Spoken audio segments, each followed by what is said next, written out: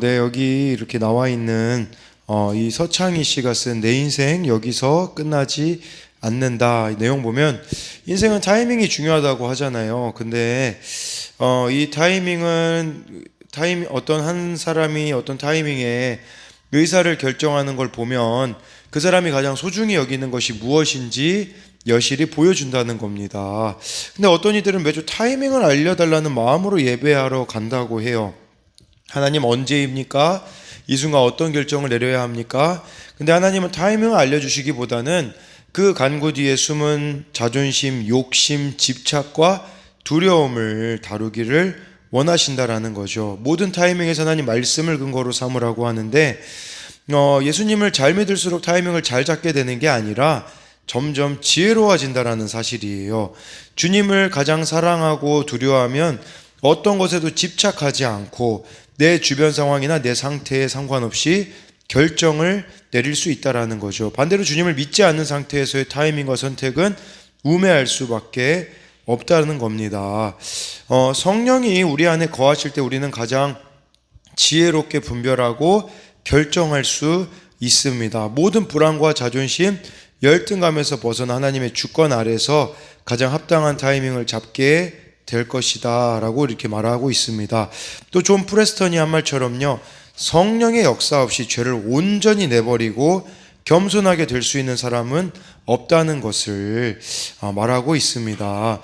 오늘 좀 이렇게 말씀을 다루기 전에 계시라는 단어, 이 한절 묵상에 나와 있는 것처럼 하나님, 인간을 찾아오신 하나님이 그분의 진리를 인간에게 알게 하시는 것을 이 계시라고 하는데, 이러한 것들은 성령 안에 여러분들이 거할 때에 점점 풍성해진다라는 거, 이 계시라는 단어를 이따가도 나오니까 미리 이렇게 알아두면 좋겠습니다. 우리 고린도전서 2장 10절부터 16절까지인데요. 10절 보니까요, 오직 하나님이 성령으로 이것을 우리에게 보이셨으니 성령은 모든 것 곧 하나님의 깊은 것까지도 통달하시느니라 라고 말씀해 주고 있어요. 성령의 계시를 경험한 사람들은 더 이상 육에 속한 자들이 아니에요. 이 사람들은 하나님께 속한 자들이라고 볼 수 있는데요.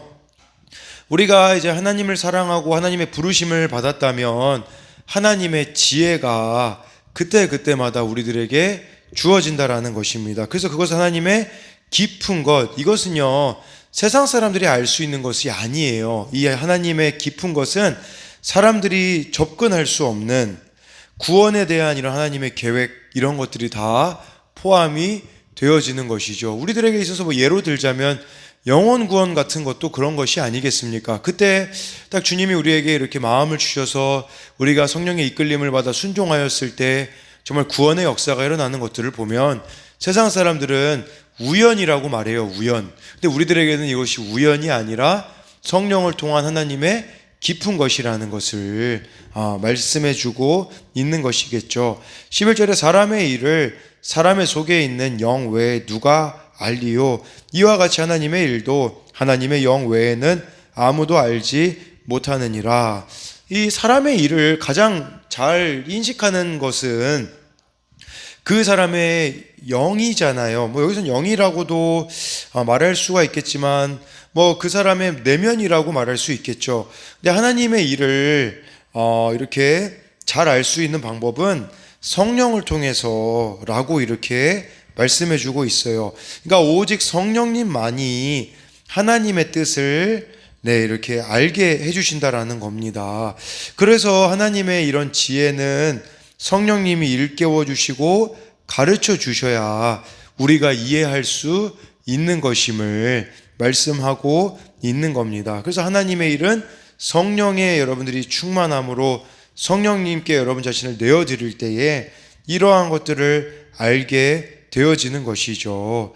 사실 뭐 여기 11절에 사람의 일을 사람의 속에는 영, 우리 자신이 가장 잘 아는 것 같으나 근데 정말 우리 자신을 우리가 잘 압니까? 잘 모르죠. 그러나 정말 이 11절은 성령을 통하여서 제가 생각하기에는 진정한 인간이 될 수 있는 것은 바로 성령을 통하여 성령의 인도하심을 받는 삶이 아닌가 생각할 수 있어요. 왜 그러냐면 하나님은 인간을 하나님의 형상대로 창조하셨거든요.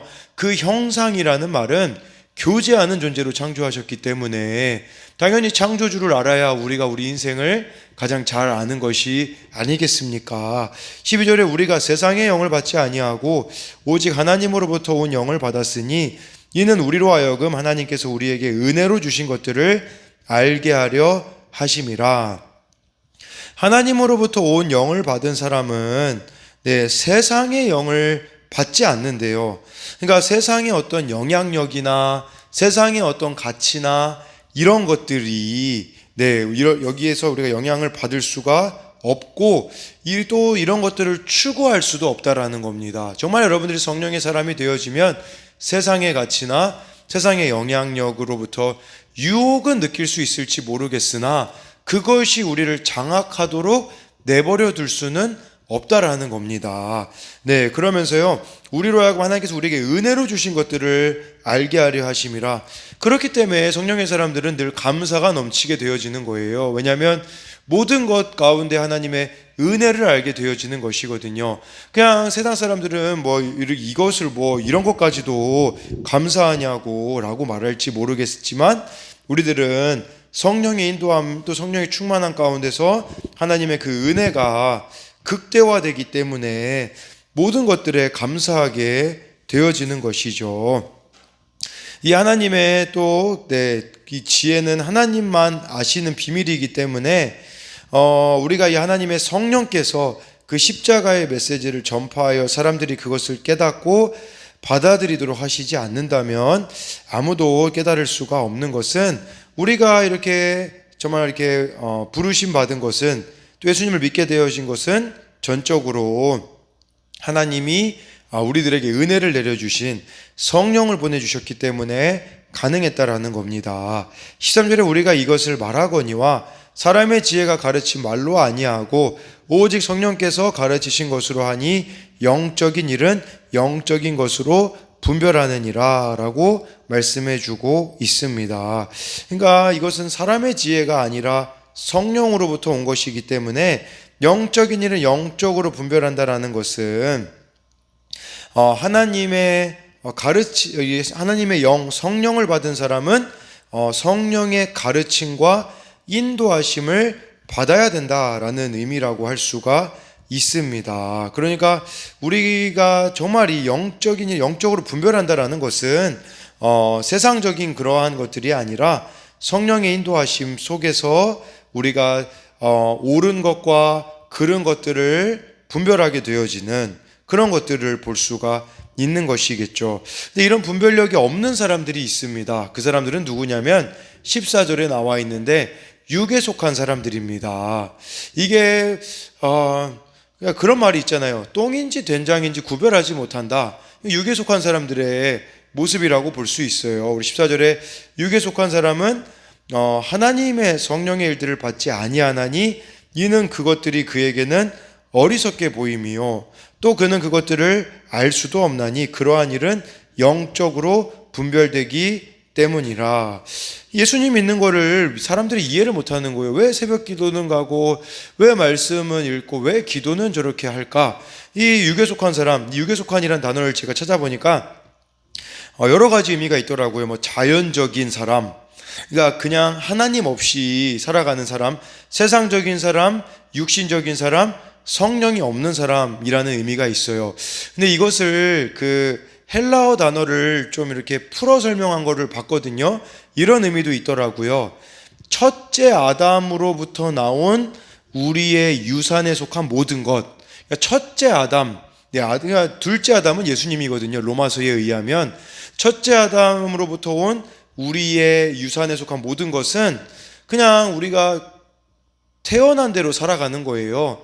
그러니까 환경과 상황에 맞춰서 살아가고 감정을 따라서 살아가고 내 마음대로 살아가는 그런 사람들이 바로 육에 속한 사람이다라고 볼 수가 있는데 이런 사람들은 성령의 일을 받지 않는데요.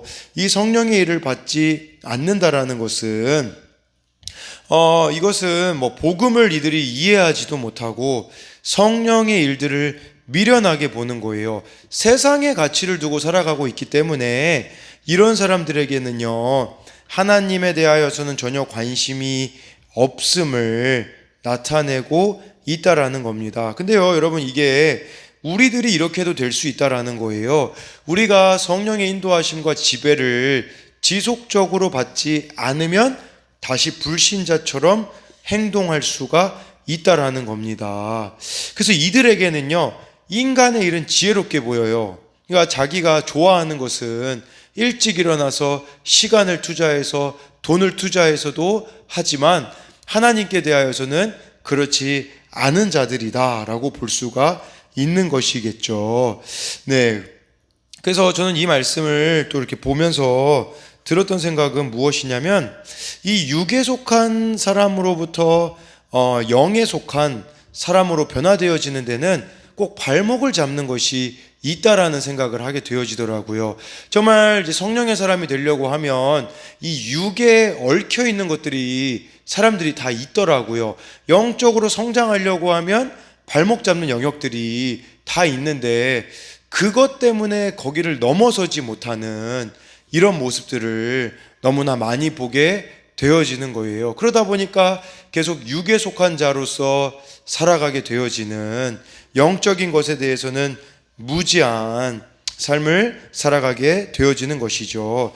15절에 신령한 자는 모든 것을 판단하나 자기는 아무에게도 판단을 받지 아니하느니라. 그래서 우리가 영적으로 성장하는데 권면도 들어야 되고 잘못된 것들은 고쳐야 되거든요. 근데 이 말씀을 잘못 이해해서 신령한 자는 아무에게도 판단받지 않는다라는 것은 뭐 아무에게도 지적받지 않는다 이런 의미가 아니라, 이 말씀의 의미는 뭐냐면 세상의 가치와 관점으로 우리들은 판단받을 수 없다라는 뜻이에요. 그러니까 우리의 가치는 다르죠. 세상의 가치와. 그렇기 때문에 세상의 그러한 모습을, 그러니까 우리가 세상 사람들이 우리를 어떻게 보는지 거기에 그렇게 크게 신경 쓸 필요는 없다라는 거예요. 물론 세상의 소금과 빛의 모습은 우리가 보여줘야 되나, 우리가 하고 있는 이 일들을 세상 사람들이 이해하지 못한다고 해서 우리들은 거기에 신경 쓸 필요가 없다라는 것을 말씀하고 있어요.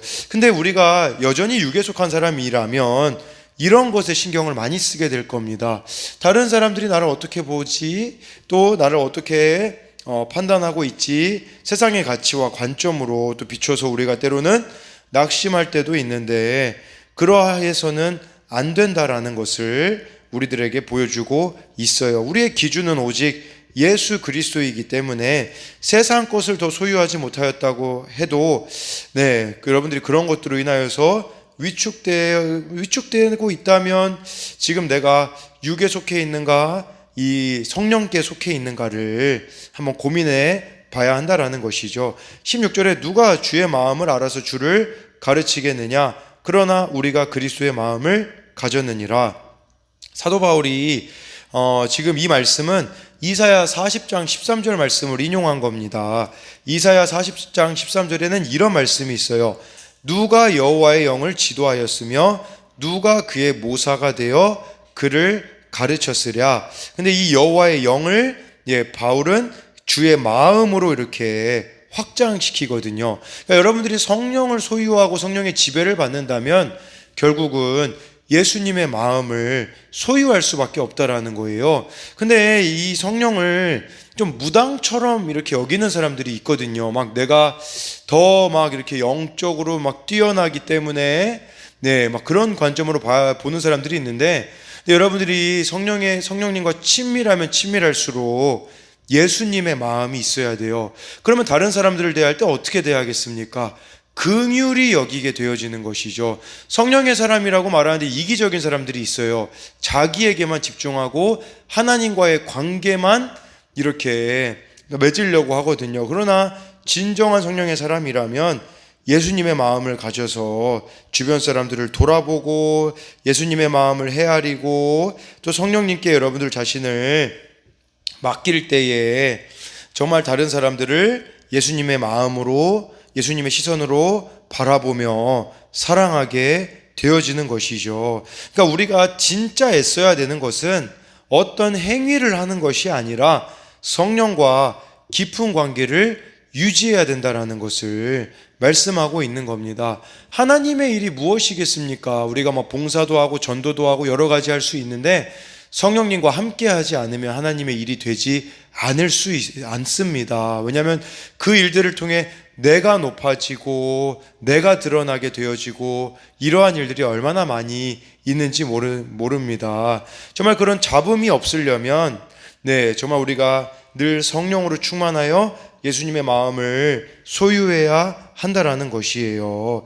그러니까 우리들은 세상의 기준으로 자신을 판단하는 것이 아니라, 여러분, 세상의 기준으로 여러분들을 비추어 보지 마십시오.